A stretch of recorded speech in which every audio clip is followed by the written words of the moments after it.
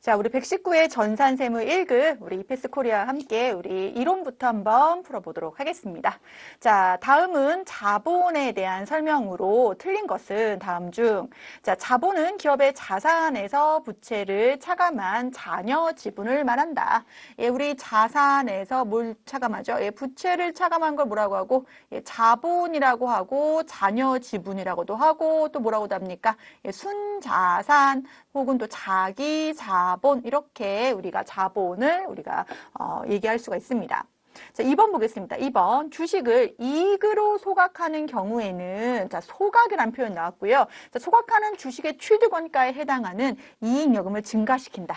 아, 이 문장은 좀 어려워요. 그래서 어려우면 사실 잠깐 스킵하고 그 다음 문제로 넘어가는 게 우리가 문제풀이하는 방식입니다. 그래서 사실 여기서 틀린 것을 고르는 거기 때문에 맞는 문장을 3개를 골라도 틀린 건 알 수가 있죠. 근데 우선은 자, 다음 문제 넘어가 보겠습니다. 이거 설명하기 전에 자, 자기주식 처분 시에 처분 금액이 장부 금액보다 뭐하면 크면 자, 자기주식의 처분 금액이 장부에 있는 금액보다 크면 장부의 금액보다 자, 크다라고 했을 때 이 20이 뭐가 됩니까?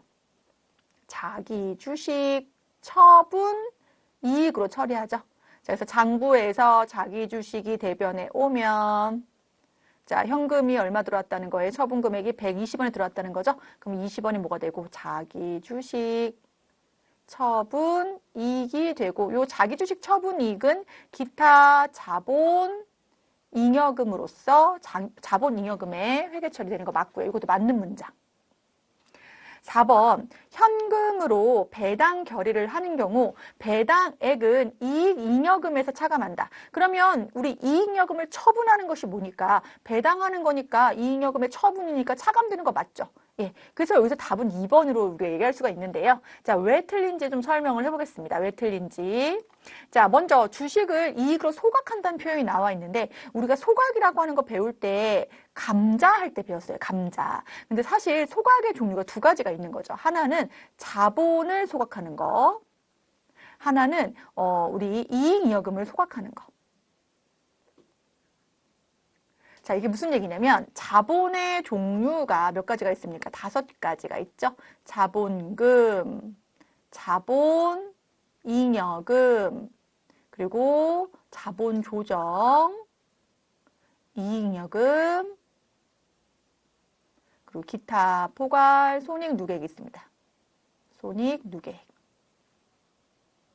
자, 지금 주식을 이익으로 소각한다고 표현이 나와 있는데요. 여기서의 주식은 내가 취득한 자기 주식입니다. 자, 자기 주식을 취득 원가로 기록하죠. 자기 주식을 1,000원에 샀다 그러면 1,000원.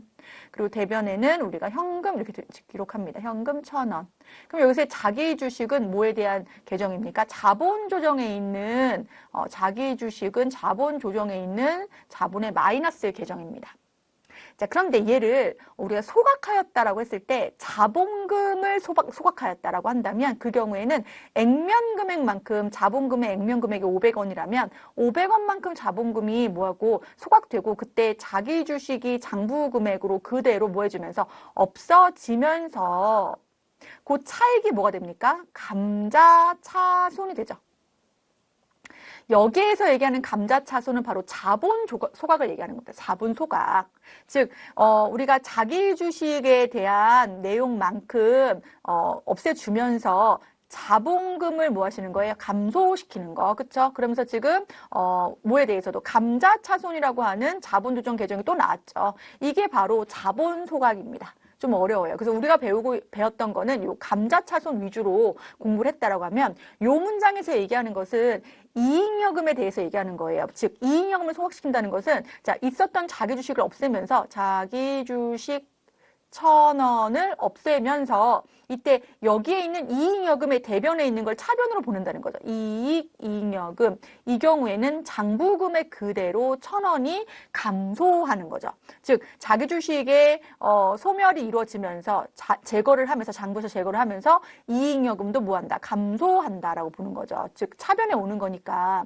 따라서 이 문제에서 자, 주식을 이익으로 소각한다는 표현은 자기 주식을 소각시키면서 자본금을 소각시키는 게 아니라 이익여금을 소각시키는 거예요. 그런 의미에서는 자본금의 감소를 가져오는 감자처럼 이익여금도 뭐 하는 거예요? 감소하는 거예요. 감소. 증가하는 게 아니라 뭐 하는 거다? 감소하는 거다. 그리고 이 소각하는 주식의 취득원가에 해당하는 금액이다. 왜냐하면 자기 주식의 무슨 금액만큼 취득 금액만큼 못 시키는 거기 때문에 이익여금을 소각시키는 거기 때문에 그래서 여기서 틀린 것은 증가하는 것이 아니고 뭐이기 때문에 이익여금의 감소를 가져오는 거기 때문에 답은 2번으로 체크합니다. 그래서 우리가 좀 전략적으로 문제풀이를 할 때는 이 네 가지의 문장을 다 모른다고 하더라도 사실 뭐 틀린 것은 맞는 것은 하면 다른 보기를 보면서 이제 문제를 찾아가는 과정도 필요하죠. 근데 이 문제에서의 이 문장은 사실 조금 어려울 수 있는 문장이지만 이렇게 한번 풀이해봤습니다. 그래서 답은 몇 번? 2번. 자, 넘어가겠습니다. 2번. 자, 사채 발행 후 기간 경과에 대한 삼각 비교표이다. 이 삼각 비교표 우리 문제에 굉장히 많이 나오는 거죠. 그래서 옳지 않은 것은 이라고 되어 있습니다. 자, 뭐 했을 경우와 뭐 했을 경우? 할인 발행했을 경우와 할증 발행했을 경우. 자, 그러면 할인 발행했을 때는 사채 할인 발행 차금을 우리가 유효 이자율법에 의해서 계속 뭐 해줘요? 삼각해주죠. 삼각해줘요. 그러면 사채 할인 발행 차금이라고 하는 사채의 차감적 평가 계정이 계속 삼각하면서 뭐해지기 때문에 요 마이너스 계정이 감소하기 때문에 장부 금액은 뭐 할 수밖에 없어요? 증가할 수밖에 없죠. 장부 금액은. 반대로 할증 금액, 사채 할증 발행 차금이라고 하는 할증 금액의 환입이 이루어지잖아요. 환입. 즉 사채 차감적 계정이 아닌 이거는 가산적 계정이죠. 가산적 계정에 마이너스가 이루어지니까 이번에는 뭐가 이루어져요? 장부 금액은 줄어들겠죠. 그래서 이거 맞는 말. 그쵸? 자, 이자 비용은요, 유효이자율법이잖아요. 그럼 장부금액 곱하기 뭐예요? 유효이자율이에요. 그러면 얘네는 동일해요. 즉, 장부금액이 증가하면 그 장부금액에다가 이자 비용을 계산하는 유효이자율을 곱하는 거기 때문에 이자 비용도 동일하게 비례한다. 같이 간다. 자, 증가하면 증가, 감소하면 감소하는 거 맞습니다. 자, 다만 우리 유효이자율법으로 삼각하게 되면 둘 다 삼각액은 뭐 한다고 했습니까? 증가한다고 했습니다.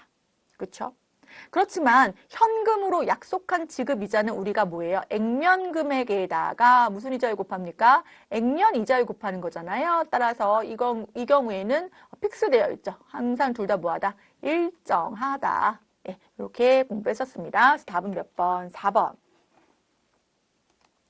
자, 다음 중 일반 기업회계 기준에 따른 수익의 인식에 대한 설명으로 옳지 않은 것은 자, 재화의 소유에 따른 위험과 효익을 가지지 않고 타인의 대리인 역할을 수행한대요. 이거 무슨 판매에서? 우리 위탁 판매 개념에서 뭐일 수도 있어요? 수탁자의 역할일 수도 있죠. 직접 뭐 하진 않고 내가 그 재고 자산을 부담하지는 않고 판매만 대리해 주는 거죠.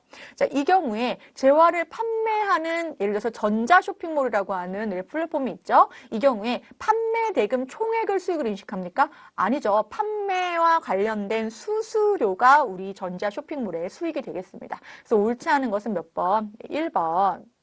자, 2번. 상품권을 판매하는 경우 상품권을 회수하고, 그쵸? 재화로 교환하는 시점, 인도하는 시점에 수익을 인식하는 거 맞는 말이고.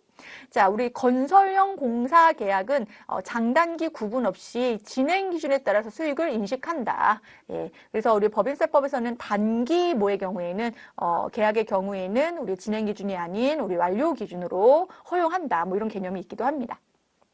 4번 할부 판매한 경우 장단기 구분 없이 재화를 인도한 시점에 수익으로 인식한다. 예, 이것은 우리가 수익인식 기준을 보는 거기 때문에 우리 부가가치세법상의 공급식이랑 헷갈리지 않게 정리하겠습니다. 그래서 답은 몇 번? 1번. 자, 4번 봅니다. 4번. 자, 다음 중 재고 자산의 원가 흐름에 대한 가정으로 설명이 가장 틀린 거.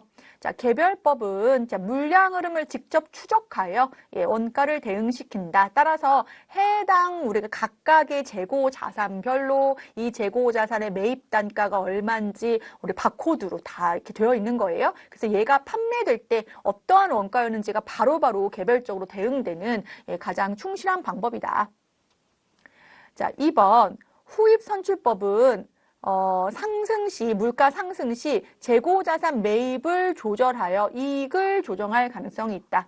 자, 후입선출법은 나중에 입고된 것이 먼저 출고되는 거잖아요. 그쵸? 그래서 나중에 입고되는 그 물가 상승분이 반영된다고 했을 때 매입을 조정할 가능성이 있죠. 그쵸? 나중에 입고된 거니까.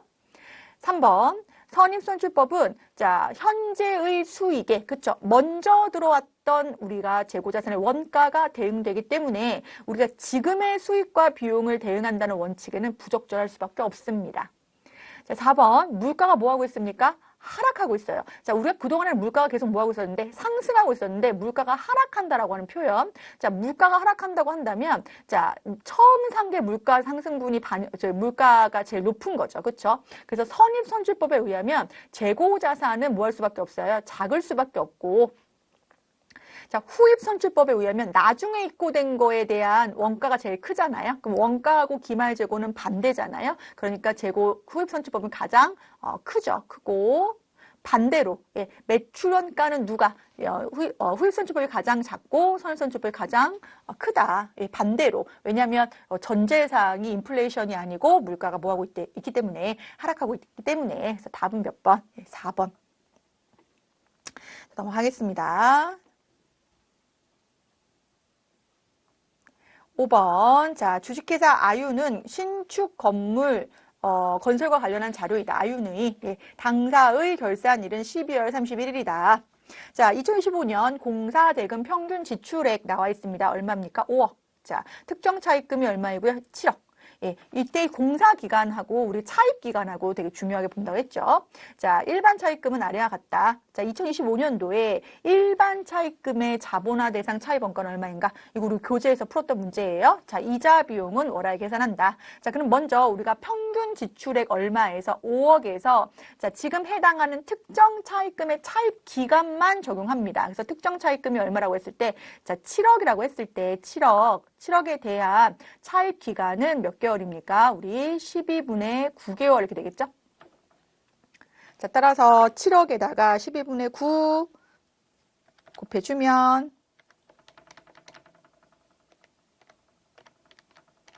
얼마냐면 5억 2,500만 원 나옵니다. 그러면 5억에서 5억 2,500만 원 빼면 마이너스 2,500만 원 나오거든요. 우리가 평균 지출액에서 그러니까 공사를 하는데 들어가는 지출액이 있죠. 필요한 돈이 있다는 얘기예요. 얼마 정도 필요하대요? 5억 정도 필요한 거예요. 그런데 이 공사와 관련한 차입금이 이미 5억 2,500이 잡혀 있는 거잖아요. 그렇죠? 그럼 특정 차입금이 들어올 자리가 있다 없다? 없다. 오히려 마이너스가 났기 때문에 그래서 이 문제에서도 우리 자본화 대상 차입 원가는 계산할 필요 없이 그냥 0원으로 체크합니다.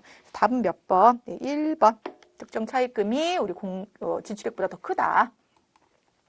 자, 6번 가겠습니다. 6번. 자, 다음 중 우리 원가에 대한 설명으로 가장 옳지 않은 것은 준변동 원가. 예, 여러분 준변동 원가가 뭐냐면 자, 어떤 특정 구간까지는 고정 원가의 특징을 가지고 있으면서 어떤 특정 구간 지나면 변동 원가의 특징을 가지고 있는 것을 우리가 준변동 원가라고 합니다. 자, 조업도의 증감에 관계없이 발생하는 고정 원가와 조업도의 변화에 따라 일정 비율로 증가하는 변동 원가로 구성된 원가이다. 그래서 얘를 무슨 원가라고 합니까? 혼합 원가다라고 합니다. 두 성격이 뭐하기 때문에 같이 있기 때문에.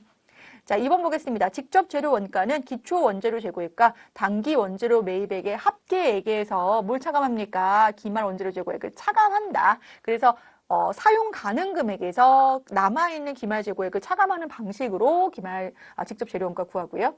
3번 제품 생산량이 뭐하여도 증가하여도 관련 범위 내에서의 단위당 고정원가는 감소한다. 우리 그 개념 고정원가는 총원가는 항상 일정하지만 단정원가는 생산량이나 어떤 조업도가 증가할 때 반비례한다라고 배웠죠. 그래서 여기서는 단위당이라고 배웠기 때문에 감소한다 맞죠? 증가할 땐 감소한다. 자, 가공원가는 무엇입니까, 여러분? 가공원가는 직접 노무원가와 우리 제조간접원가의 합산이죠. 직접 노무원가와 제조간접원가의 합이다. 그러면 직접 재료원가와 직접 노무원가의 합은 뭡니까? 그쵸? 우리 기초원가, 기본원가라고 합니다. 기초원가 혹은 기본원가라고 합니다. 그래서 옳지 않은 것은 여기 몇 번? 4번. 자, 7번. 다음 중 표준원가 계산에 대한 설명으로 틀린 것은, 자, 표준원가는 미리 설정해 놓은 표준원가를 이용하여 제품원가를 계산하는 제도입니다. 그래서 종합원가 계산에 적용하기 어렵습니까? 아니요. 재료원가에 대한 단가 하나씩 구성해 놓으면 됩니다. 그래서 틀린 것은 몇 번? 1번이고요. 자, 직접 재료원가 가격 차이를 우리 구입 시점하고 사용 시점에 따라서 우리가 분리할 수 있죠. 예, 분리할 수 있는데 이때 직접 재료 원가 능률 차이랑은 상관없죠. 예, 상관없습니다. 가격 차이이기 때문에.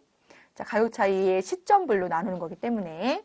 자, 3번 표준원가는 생산활동이 능률적으로 수행되는 경우에 제품 한 단위를 생산하기 위해서 발생할 걸로 예상되는 원가 맞고요. 4번 원가 차이에서 유리한 차이라고 하는 것은 실제 원가가 예상 원가보다 적게 발생했죠. 원가가 적게 발생하면 여러분들 이익이 커지는 거니까 이익이 커지는 차이를 우리가 유리한 차이, 반대 이익이 작아지는 차이를 불리한 차이라고 하겠습니다. 그래서 답은 몇 번? 네, 1번. 자, 8번. 당사는 결합원가 계산 방법을 채택하고, 자, 연산품 A와 B를 분리 시점에서 순실현 가능 가치에 의하여 결합원가를 배부한다. 자, 우리 결합원가라고 하는 것은 어떤 공통된 원가로서 분리점 이후에 뭐 해줘요? 다른 제품으로 생산되는 게 우리가 뭐라고 하는데 연산품이라고 하는데 이 분리점까지의 공통 원가를 우리가 뭐라고 합니까? 결합원가라고 하고 결합원가를 배분하는 기준 중에 하나가 바로 이 순실현 가능 가치에 의해서 배분합니다. 그래서 순실현 가능 가치라는 것은 최종 판매 가치에서 뭘 빼는 거예요? 판매 비용을 빼는 거죠. 아니면 추가 어떤 공정 원가도 차감하게 되어 있습니다. 자, 그러면 연산품 B의 최종 판매 가치가 뭐 했대요? 증가했대요. 그러면 순실현 가능 가치가 증가했겠죠. 그러면 이 우리 결합원가의 배부액도 누구한테? B한테 증가했겠네요. 그쵸? 그래서 옳은 것은 고르는 거니까 자, 지금 연산품 A에 대한 얘기는 상대적인 거긴 하지만 어쨌든 연산품 B에 대한 거는 결합원가 배부액이 이 순실현 가능 가치가 뭐 했기 때문에 증가했기 때문에 배부액도 뭐 했을 것이다? 증가했을 것이라고 보는 거죠. 답은 몇 번? 네, 3번. 자, 넘어가겠습니다. 자, 9번. 자, 주식회사 황소는 자, 예정 배부법을 이용하여 제조 간접 원가를 배부하고 있습니다. 자, 배부 차이가 있죠. 왜냐하면 우리는 무슨 배부를 했기 때문에 예정 배부를 했기 때문에 뭐랑 우리 배부 차이를 봐야 돼요. 실제 발생 원가하고 비교해서 우리 실제 발생 원가를 어디다 반영해야 됩니까? 재무제표에 반영해야 됩니다. 자, 확인한 결과 무슨 배부래요? 과소 배부래요. 얼마가? 20만 원이. 이 얘기는 예정 배부에서 20만 원을 과소 배부했다는 것이고 얘를 조정하기 위해서 플러스 20만 원을 시켜야 된다는 거죠. 어디에? 실제 발생 원가로서. 그쵸? 이때 배부 차이를 총 원가 비례법에 따라 처리하겠습니다. 자, 우리가 이러한 배부 차이를 조정하는 방법이 세 가지가 있죠. 첫 번째는 매출 원가에 뭐 하는 방법, 에서만 가감하는 방법. 두 번째는 영업 외 손익 처리하는 방법. 세 번째는 우리 비례 배분법이죠. 비례적으로 보는 거죠. 각각의 재고자산하고 우리 매출원가까지 보는 방법인데요. 해당 문제에서는 총원가 비례법이에요. 그러면 총원가 비례법이면 자, 지금 요 합계액을 보셔야 되죠. 자, 100만 원, 200만 원, 500만 원에서 합계액이 총 얼마입니까? 800이죠. 800. 100만 원, 200만 원, 500만 원에서 800이고 자, 지금 누구에 대한 거? 기말 제품에 대한 거 보는 거니까 800 중에 차지하는 비율이 얼마입니까? 200만 원이고 자, 200만 원에 대해서 얼마를 배부한다고요? 20만 원, 그 비율만큼 20만 원을 추가 발생한 더해줘야 될 원가 20만 원을 배부합니다. 따라서 20만 원이죠. 20만 원을 우리가 배분하셔야죠. 그래서 곱하기 2 나누기 8 하겠습니다. 그럼 얼마를 더해줘야 되냐면 5만 원이 배부되네요. 5만 원. 그래서 지금 합계 200만 원 있는 금액에다가 얼마를 더해주면 5만 원을 더해주면 된다. 답은 몇 번? 2번. 자, 넘어가겠습니다. 자, 10번. 당사는 종업원가 계산에 채택하고 있어요. 자, 2025년 12월 중 생산과 관련된 자료는 다음과 같다. 자, 재료는 공정의 80% 시점에서 전량 투입되고요. 요거 잘 보셔야죠, 요거. 예. 그리고 전량 투입되고 가공원가는 자, 공정의 진행 정도에 따라 균등하게 발생하고 있어요. 자, 이때 기초 제공품의 완성도가 몇 프로로 넘어왔고요. 30%에서 넘어왔고, 자, 기말 제공품의 완성도는 몇 프로래요? 70%일 때 무슨 법으로? 선익선출법에 따른 직접 재료 원가의 완성품 환산량은 얼마인가라고 되어 있습니다. 자, 그럼 먼저 물량 흐름을 파악을 해보면, 자, 기초에서 넘어온 게 몇 개가 있는데 5,000개가 있고요. 자, 몇 프로에서 30%에서 넘어왔죠? 그리고 단기에 투입한 게 몇 개가 있습니까? 25,000개. 그래서 전체가 몇 개예요? 3만 개. 중에 기말 제공품으로 남아있는 게 몇 개예요? 3,500개. 몇 프로 완성됐대요? 70%. 자, 그리고 이게 완성품이 있는 거죠. 완성품은, 자, 3만 개에서 3,500개 빼볼게요. 3만 개에서 3,500개 빼면, 우리 26,500개가 이제 완성품입니다. 이렇게. 자, 그런데 지금 우리가 뭐하고 뭐에 대해서 보는 거예요? 하나만 보면 돼요. 사실 직접 재료 원가만 보면 돼요. 그리고 직접 재료 원가 이외에 직접 노무원가, 그리고 제조 간접 원가가 바로 뭐가 되는 거죠? 가공 원가가 되는 거죠. 그럼 여기에서 우리 별표 친 부분, 재료는 공정의 80% 시점에 투입되고 가공 원가는 진행 정도에 따라 균등하게 발생한다. 이 표현을 그대로 적용해서 풀어보면, 자, 선익선출법이기 때문에 완성품은 요 5,000개부터 먼저 완성돼야 되죠. 몇 개부터? 5,000개부터. 그리고 나머지에서 21,500개가 완성되는 거죠. 그렇죠? 26,500개 중에서 요 기초부터 먼저 완성돼야 되는 것이 바로 무슨 법이다? 선입선출법이다. 자, 그러면 이 5,000개가 몇 프로 완성된 시점에서 넘어왔습니까? 30% 완성된 시점에서 전기에 넘어와서 단기에 100%가 된 거잖아요. 그러니까 완성품이잖아요. 완성품. 따라서 단기에 지금 재료비가 지금 전년도에 투입돼서 온 게 아니죠. 왜냐하면 아까 재료비는 80% 시점에 투입된다고 했기 때문에 단기에 전기에는 투입되지 않았고 단기에 5,000개 모두 단기에 재료 원가가 투입된 거고요. 왜냐하면 다 보세요. 자, 지금 단기가 있고 그리고 전기가 있다고 했을 때 전기에 이미 몇 프로가 투입돼서 왔어요? 30%가 투입돼서 왔어요. 근데 이 시점에는 재료비를 투입하지 않는다고요. 몇 프로가 돼야 투입한다고요? 80%가 돼야지. 그러면 단기에 얘가 100%로 완성됐잖아요. 그럼 요 중간에 80% 시점에 뭐가 투입됐다고 보는 거죠? 재료비가 투입됐다고 보는 거죠. 그래서 5,000개 모두 투입됐다. 그리고 21,500개는 말할 것도 없죠. 단기 중에 완성된 건데 얘는 단기에 0에서 시작해서 100이 된 거잖아요. 그러면 21,500개도 당연히 단기에 뭐가 투입됐다? 재료비가 투입됐다. 자, 그런데 누구? 요 3,500개 볼까요? 요 3,500개는 지금 완성도가 몇 프로입니까? 단기 투입분 중에 3,500개는 기말 제공품인데 70%가 완성도라는 거죠. 그 얘기는 아직 80%가 되지 않았으니까 단기에 재료 원가가 투입되지 않은 환산량으로 계산합니다. 그래서 재료비 환산량은 26,500개가 되는 거고요. 되셨나요? 자, 답은 26,500개겠죠. 2번. 왜냐하면 재료비 구하는 거니까. 근데 만약 가공비도 똑같이 풀어본다고 할까요? 자, 가공비는 이번에 어떻게 풀어야 되냐면 가공원가는 공정 진행률에 따라서 한다고 했어요. 그러면 자, 제공품은 이미 전에 30%가 완성돼서 왔기 때문에 단기에 100%가 되기 위해서, 즉 완성이 되기 위해서 추가로 70%의 공정률에 대한 원가가 투입됐다고 보는 거죠. 그래서 70%니까 얼마? 7호 35에서 3,500개가 단기 환산량 70%. 그렇죠? 그리고 21,500개는 단기에 시작해서 단기에 완성된 거니까 100% 다 되는 거고, 자, 누구의 경우에는 요 기말 제공품 3,500개의 경우에는 완성도가 70% 들어갔어요. 단기에 투입돼서 단기에 70%가 된 거기 때문에 3,500개 곱하기 70% 하셔서 얼마? 2,450개가 바로 환산량이 되는 거죠. 그래서 21,500개 더하기 3,500개 하면 얼마가? 27,450개가 가공비 환산량이 되는 거죠. 그래서 여기서의 답은 요것만 보시면 되죠. 요거는 그냥 여러분들 전체적인 개념 이해하시라고 한 번 더 설명을 드린 거예요. 그래서 답은 여기서 몇 번? 2번. 넘어가겠습니다. 자, 11번.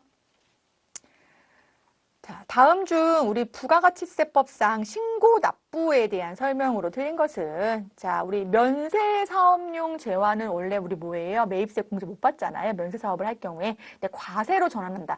면세사업하다가 과세로 전환하는 경우는 뭐예요? 바로 영세율 사업자가 뭐 한 거예요? 면세를 포기한 거죠. 즉 면세를 포기하고 영세율 사업자가 된 거죠. 그럼 영세율 사업자는 뭐니까? 과세 사업을 하는 거니까 원래는 면세 사업자로서 매입세 받지 못했던 거를 이제 과세 사업자가 됐기 때문에 매입세액을 공제를 일부 받을 수 있게끔 우리가 매입세 공제 과세 전환 제도가 있는데 이때 예정 신고 때는 적용할 수 없고요. 확정 신고 때 적용할 수가 있겠습니다. 그래서 틀린 것은 1번. 자, 마찬가지로 대손세액 공제도 언제 가능합니까? 예. 확정 신고 때 가능하니까 적용하지 않는다가 맞는 말이고, 그렇죠? 자, 그리고 예정 고지제도 있었죠. 누구를 위한? 개인 사업자를 위한. 그리고 우리가 법인이라도 1억 5천만 원 미만인 경우에 자, 예정 고지로 징수할 금액이 50만 원 미만인 경우에 징수하지 않는다고 했고요. 자, 개인 사업자가 일정한 요건을 충족하여 예정 신고를 하는 경우에는 자, 예정 고지세 결정은 없던 걸로 한다. 자, 일정한 요건을 충족한다는 것은 직전 과세 기간에 어떠한 우리 공급세액이 우리가 공급 대가가 3분의 1, 그러니까 사업이 부진한 거죠. 예, 그 경우에는 우리가 예정 고지 대신에 예정 신고를 할 수 있다고 했습니다. 그래서 틀린 것은 여기서 몇 번? 네, 1번. 자, 2번 가겠습니다. 2번. 자, 다음 중 자, 부가가치세법상 자, 수정세금계산서 또는 수정전자세금계산서에 대한 설명으로 틀린 것은 자, 수정. 자, 우리 먼저 1번. 공급 시기가 속하는 과세기간 종료 후 자, 25일 이내에 내국신용장이 개설됐다. 이거 내국신용장의 추후 개설이죠. 사후 개설.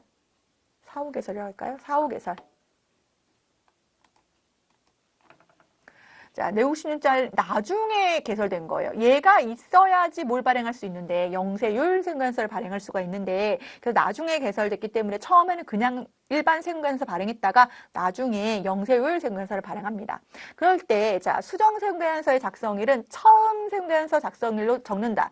자, 우리가 수정 세금관세를 작성하는 작성일자가 두 가지 종류가 있었어요. 하나는 그 사유가 발생한 날로 적는 경우, 사유 발생일로 적는 경우, 또 하나는 기존 세금관세 처음 발행한 날짜로 소급 적용하는 경우. 근데 사유 발생일로 적는 날은 세 번이죠. 세 가지 사유가 있었어요. 자, 계약의 해제, 공급가액의 변동,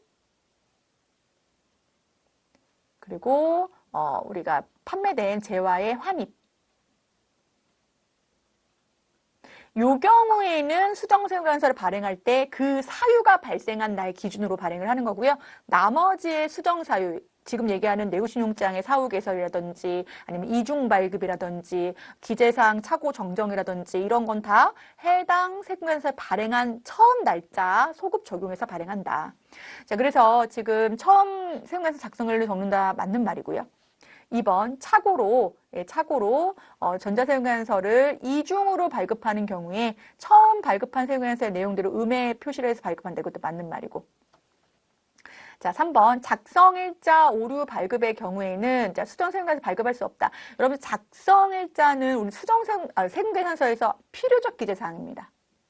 자, 필요적 기재사항에 뭐가 있습니까? 공급자의 등록번호 혹은 상호, 또 받는 자의 등록번호, 그리고 공급가액, 공급세액, 작성연월이에요. 공급연월이 아니고 작성연월일. 자, 작성연월은 필요적 기재사항이기 때문에 이거 잘못하면 수정세금관세 발급해야죠. 그래서 발급합니다. 그래서 답은 틀린 거 3번. 자, 계약이 못 되는 경우에 해제된 경우 요 계약의 해제 사유 발생일 자, 당초 작성일자가 아닌 계약의 해제일로 작성한다라고 되어 있습니다. 그래서 답은 몇 번? 3번. 자, 13번. 자, 다음 중 우리 소득세법상 소득의 분리에 대한 설명으로 옳지 않은 것은 자, 근로자가 회사 업무와 관련된 내용의 원고를 회사에 제출하고 받은 원고를 업무와 관련됐잖아요. 그럼 근로소득으로 분류하는 거 맞고요. 자, 2번. 자, 근로자가 자, 회사 업무와 전혀 관련이 없는 내용의 원고를 일시적, 우발적, 회사와 전혀 상관이 없는 관련이 없는 곳에 제출하고 원고를 받았어요. 이건 기타 소득 맞죠?